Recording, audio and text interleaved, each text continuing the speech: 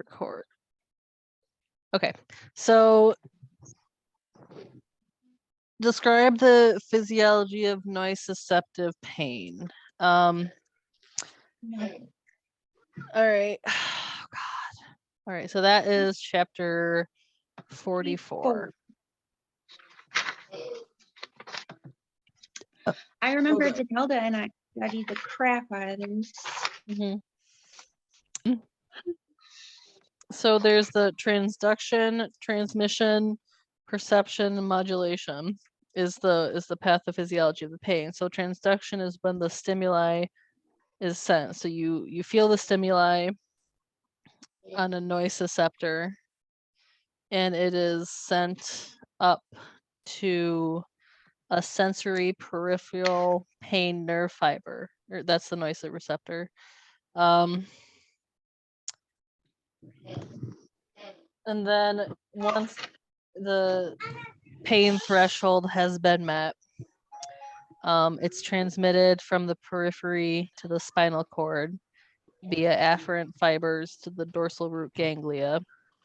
So basically it goes up through nociceptors to the spinal cord.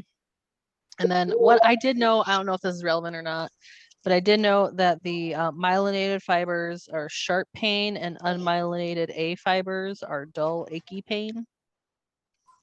So if it's got myelin, it's a sharp pain, which makes sense because it travels faster.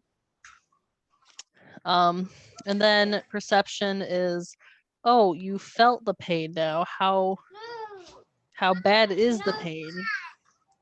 There's no single pain center. You feel it in the limbic system, in the somatosensory cortex, and the association cortex. The somatosensory cortex identifies the location and intensity.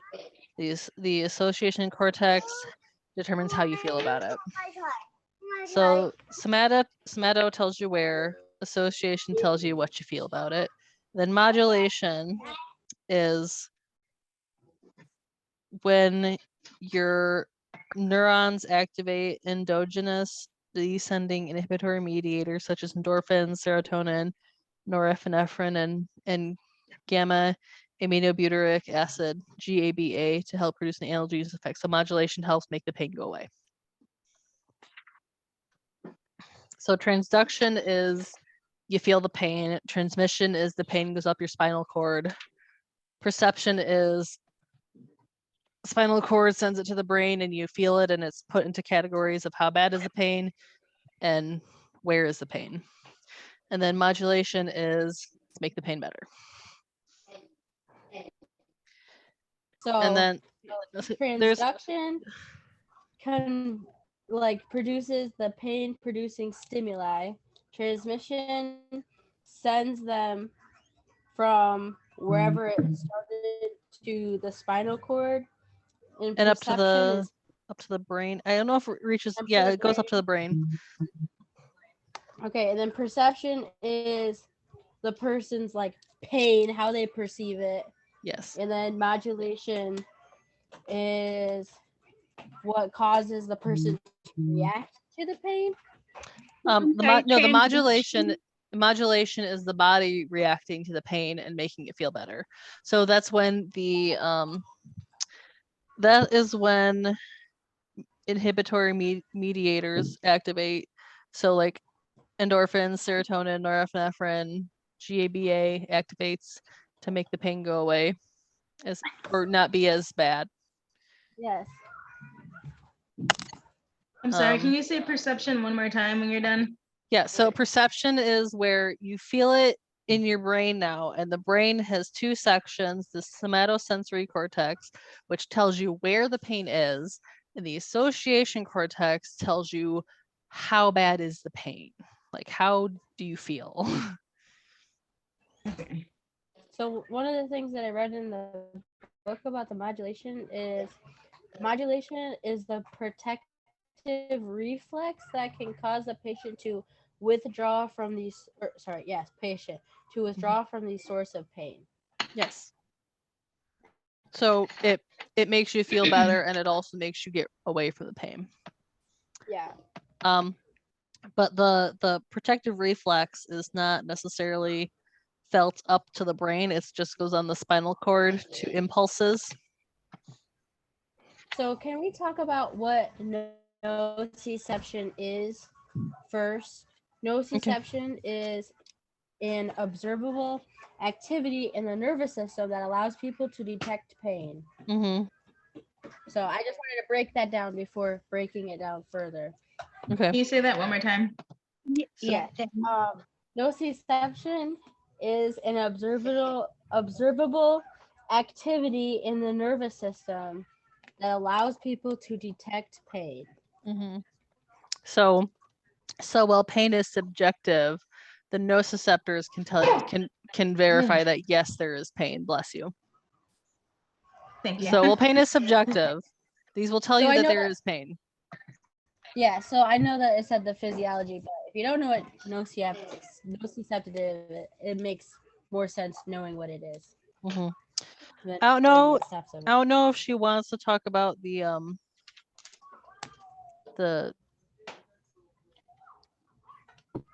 I don't know if she wants to, not the gate. She probably doesn't care about the gate control theory of pain, I hope.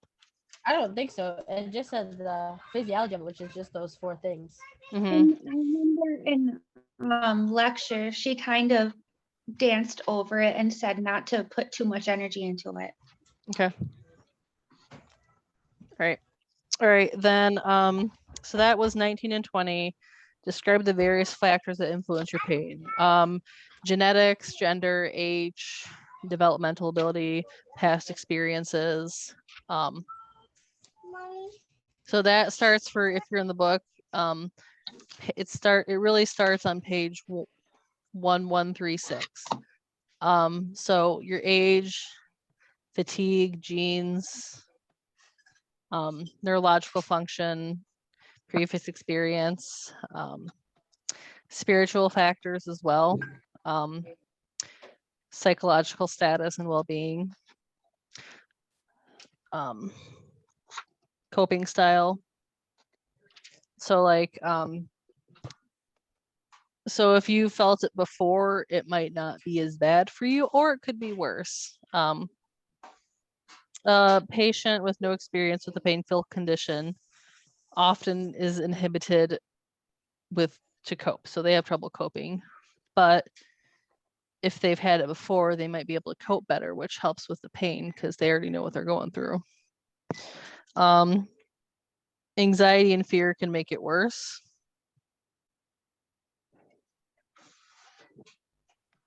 So we're doing all factors like the psychological and those other ones we mentioned.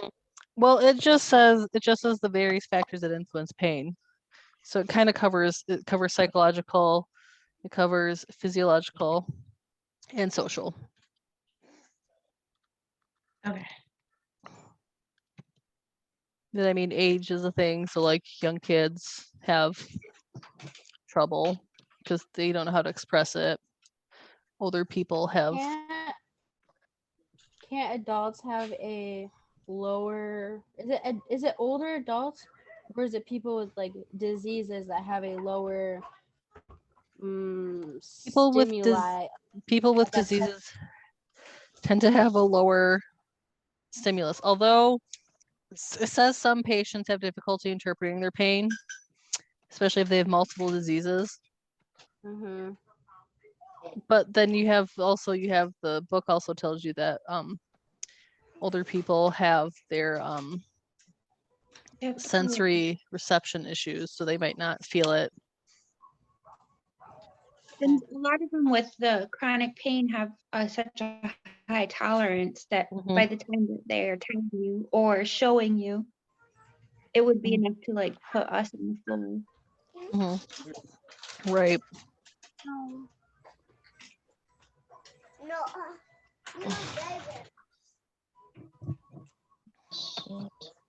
Okay. All right. Any more questions on that, Crystal? Good? Okay. No. Okay. Just discuss how individuals define health. That is chapter 6. Health and wellness. Well, it's unique to the person. I remember that much. Yes. Hold on, I wrote down stuff about it. I just saw that. I went out of order when I was doing this, and so Mhm. I'm not like It's okay. Wake up, mouse. what I wanted. Hey, you guys. Oh, so wait, which one are we discussing? How they define health? Hmm. I didn't have quite a lot. This is 2023. Or no. How? So here it is. State of physical, mental, social well-being is how I put it in the book, but also it's unique to the person. Yeah, I just put like their cultural beliefs and their personal beliefs all influence how they define health. Yeah, I have that. So I mean, it's That's pretty much all I had, because really, like, all the questions, like if she asked a question about it, you just had to think about like how would that patient, how would they think about it? I don't know. I have no idea. I know nothing at this point. I don't know anything. We're all winging it here. I'm just fibbing myself. okay. So this, hold I on. just need that 80. Yeah, I just need 71 of them. I just need 71 questions right. All right. So hold Yeah, on. I just need 60. Wait, there's 85, right? Yeah. Yeah, I just need 80%. I need like, I don't know. Wait, I have it right here. I need 68 questions right. I'm manifesting my 80% right now. by Wait, keeping is it each right question worth like 2 points or what is it? here. Well, I don't for know. how they calculate it on like the site, it's like 1 point, so it's 85 out of 85. Like that's how they're calculating it, like on the grade sheet. Oh, okay. Yeah. So I don't really know. I just need 68 points. Manifesting. I'm gonna hang it up here so I can see it all the time. Okay, I need a 63, You got it. and I'll have a 78.6. I'll have a 78.1 if I get that 68, but I can't get a 67 because I'll be below. 68 and 63. What Oh, about let you, me Crystal? calculate it, sorry. I'm like, wait one sec. Where are you sitting in the class?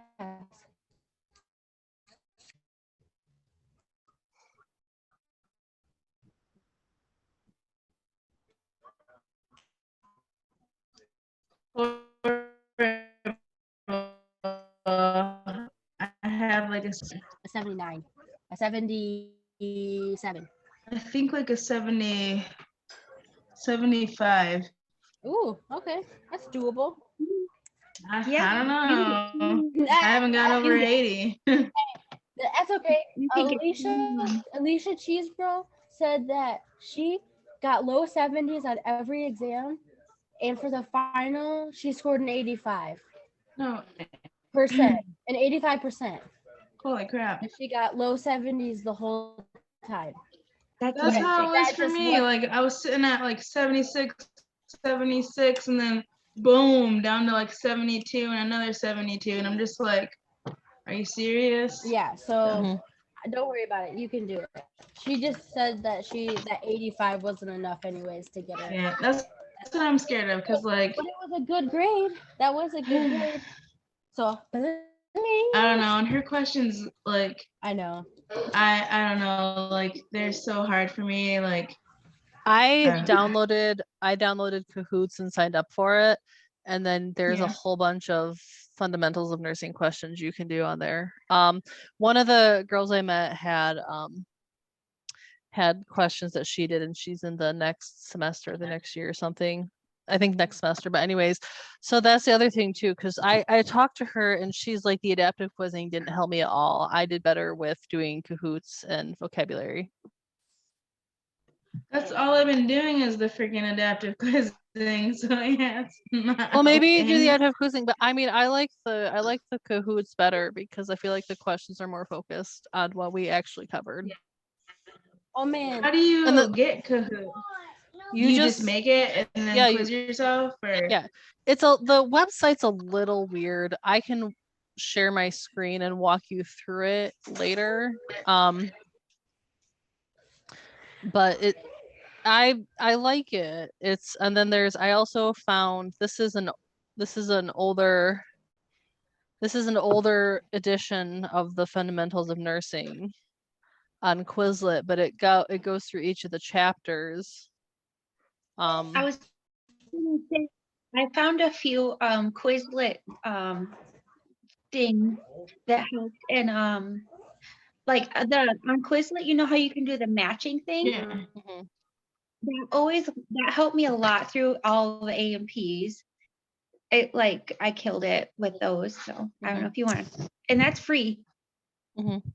Yeah, I have Quizlet, but I haven't really used it much, which I probably should. But But anyways, I sent you the No. link. So that's the 9th edition of the Quizlet, the book that we have. So it's the 9th edition, but it goes through each of the chapters. Okay, So sweet. can, Thank so you. you can go by chapter, and that might help too. All right. Okay. I will upload the video that we just did later. So let's get through. We did pain management. We did how it defines health. Identify variables influencing health belief, and health practices. That's just like Culture, religion, how you were raised. I guess that's culture, isn't it? How you were there's raised. figure 6.2 has like all of it. So there's the interpersonal influences, so family, peers, the personal factors, biological, physiological, social, cultural. So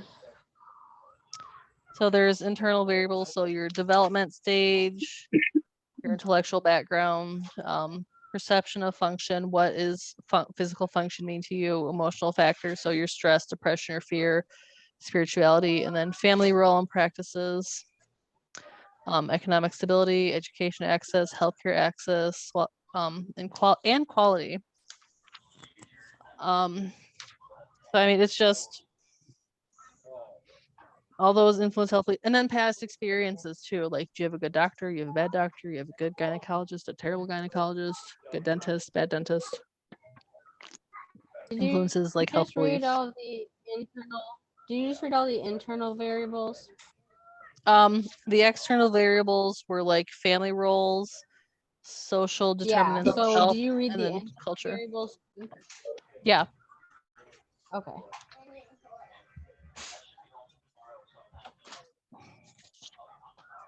Okay. Right. Piece of cake, ladies. Okay, and then so that was 23 and 24, and then discuss health promotion, health education, and illness prevention activities. So health promotion, as defined in the book, is individuals maintain or engage their present helps individuals maintain or engage their present health. It motivates people to engage in healthy activities such as routine exercise and good nutrition. Health education includes providing information on topics like physical awareness, stress management, self-responsibility to help individuals improve their health, helps people develop a greater understanding of their health, illness prevention activities such as immunization programs and regular screenings to protect people from actual or potential risks to health.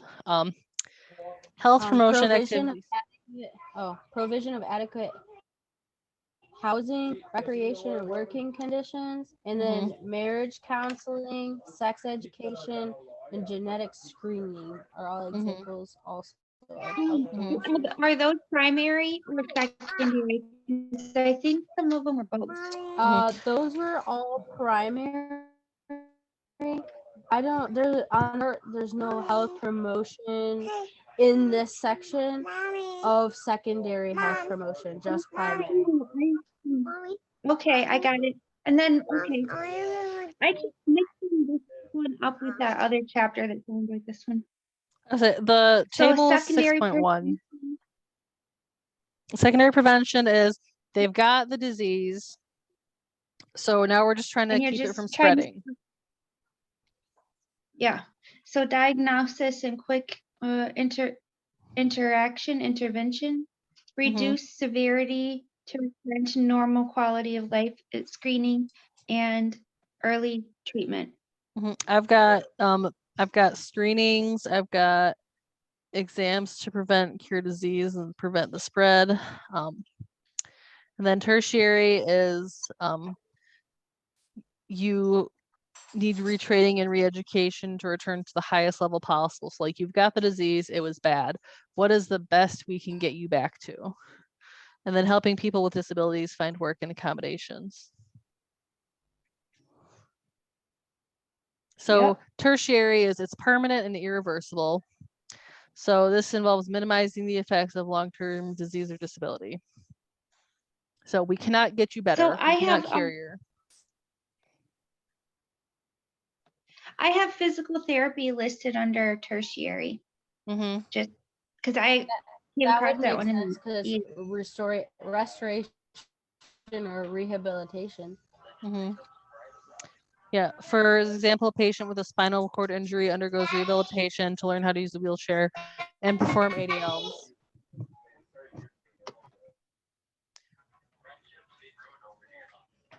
Is Grandpa making cookies? What kind of cookies? My grandpa's making cookies. What kind of cookies? What kind of cookies, Grandpa? Chocolate chip. Grandpa, can I have some? Huh? Grandpa, Okay, they right want here. cookies too. That's right here. Oh, that's a good idea, actually. I put my clips in. See? Okay. Like this. Okay. All right. So health promotion and health education. Health promotion is going to your doctor, getting your regular visits. All right. So that, and then health and wellness. The 3 levels of compared to 3 levels of prevention. That's back to table 6.1 on page 80. What is this? What are we on? So we're kind of on 26, but we already talked about it a little bit. Oh, okay. Yep. Okay. Got it. We were just talking about table 6.1 on page 80. My stuff. Yep. Thank you. Maybe we gotta go hide in your car. Are you telling Danelle to hide in the car? Yeah. They want me to play with them. Here's the other one. She's a squatter. How old are your kids? Thank you. 1 and 3. No, mine. Oh. Okay. How old is yours, Crystal? I think Huh? Right there. How old is your son? He's 6. Oh, okay. I was like, gonna say 5. He just turned 6, so now every time he's like talking, he's like, "Yeah, 6-year-olds do this and 6-year-olds do that." And yesterday we were walking into the store, and he goes, Attention enough.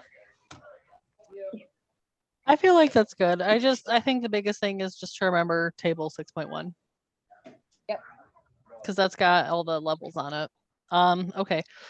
So health and wellness. So examine how exercise and activity maintains and promotes health. This is chapter 38, I think. I don't know. My numbers are very "Oh close gosh together. darn it! I accidentally exited out of my book." Oh no, can yeah, you just it's undo 38. close tab? Oh, maybe. I never thought of that.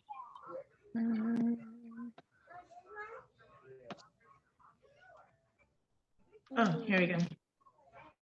I'm sorry, Katie. Which topic did you say we were skipping to? We're going to activity and exercise. Examine how activity and exercise helps maintain and promote health. Thank you. I never knew that. It helps. So box 38.5 kind of helps with that. So it helps with increased cardiac output, improved myocardial contraction, which strengthens the heart, decreases the resting heart rate, increases respiratory rate and depth. So it helps with your breathing, circulation, ventilation, diaphragm. Increases your metabolism. You use up glucose and fatty acids. Helps stimulate your bowels. So you go more regularly, and you also have an easier time going. Improves your muscle tone and your joint mobility, muscle tolerance, muscle mass, reduce your bone loss, decreases fatigue, improves tolerance to stress. You feel better because you get endorphins. Better protection because of decreased illness. Can also help. Question. Mhm. Question. So I was gonna write down a couple from each section under this table. How Mhm. many do you guys think we should like keep in our remember for like examples? Like 2 from each section, 3? Well, I think I would take what's the best out of the out of the cardiovascular system. Like you've got a better heart rate, you've got a lower heart rate, or you've got a stronger heart, you've got a lower heart rate. Like that would be to me the best benefits out of it. And then for pulmonary, you've got better respiration, and you've got better, I guess I'd say decreased work of breathing. It's easier to breathe. And then metabolic, so your metabolism increases, and you use glucose and fats. And then you in musculoskeletal, you get better mobility, and you have better muscle tolerance. And then less fatigue, and you feel better because of endorphins.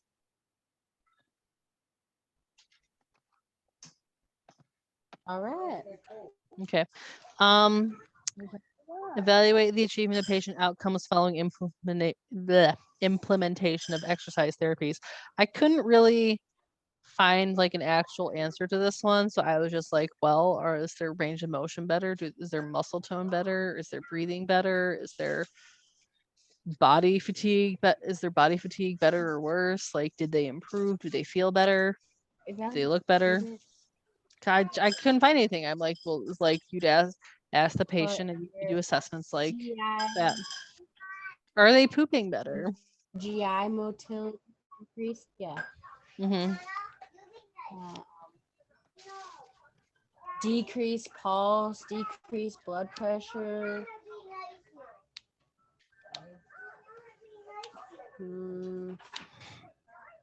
I don't know. That one, I'll just. Okay. We got 5 minutes. Let's get through the last thing of, let's get through sleep. I think we can do it. I think Identify factors that promote and disrupt sleep. So your environment, your diet, your weight. Have you been exercising right before? What were you doing right before bed? So if you were on the screen, the blue light can keep you awake. So that is chapter 43. Okay. Are you in pain? Are you taking any medications? Have you been drinking? Did you have caffeine? Did you have a beta androgenic blocker? Do you have like a medical condition that can cause sleep issues? So sleep apnea, narcolepsy, insomnia. Do you sleep? What's your nighttime routine? Do you go to the same time? Do you go to bed at the same time every night? Do you actually go to sleep? So that's all, I guess, factors that promoting sleep would be like a quiet environment. Don't have the lights on. A warm glass of milk. Yes. Is your bed comfortable for you? Are you in comfortable clothes? Are you in pajamas? Or are you something restricting or itchy? And nursing interventions to promote normal sleep cycles is setting up routines, changing the environment, learning what the patient prefers to go to sleep. Like I fall asleep to music. Doesn't matter what kind of music, I'll fall asleep to music. And that's just my preference. And then a whole lot of pillows. So it's what's their preference, what's their routine, what's their comfort. Mhm. Mhm. Okay. When I worked thirds, I used to sleep to Pink Floyd, Dark Side of the Moon on repeat. What? What do you just When say? I used to work third shift, I would sleep to Pink Floyd, Dark Side of the Moon on repeat.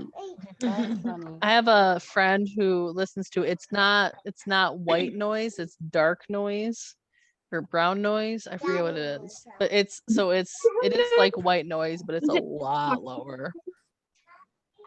Oh, brown noise reminds me of fart noise. I know. No, but if you go listen to it on YouTube, it's a Brown lot noise. lower. It's a lot lower than white noise is. With a lower tone. Shoot, I Mhm. accidentally skipped question 30. Oh, What did we put for 30? discuss elements of a sleep history. Sabby, when do you go to bed? What do you do before bed? What are your eating habits before bed? What are your routines? What does the environment look like? that you What's the sleep environment look in? like? Ask the partner as well, or ask the partner, like, do What do they snore? Do they wake up a lot? Do they move around a lot? How long Do does you it take use to any- fall asleep? How What often do do you you get eat? up?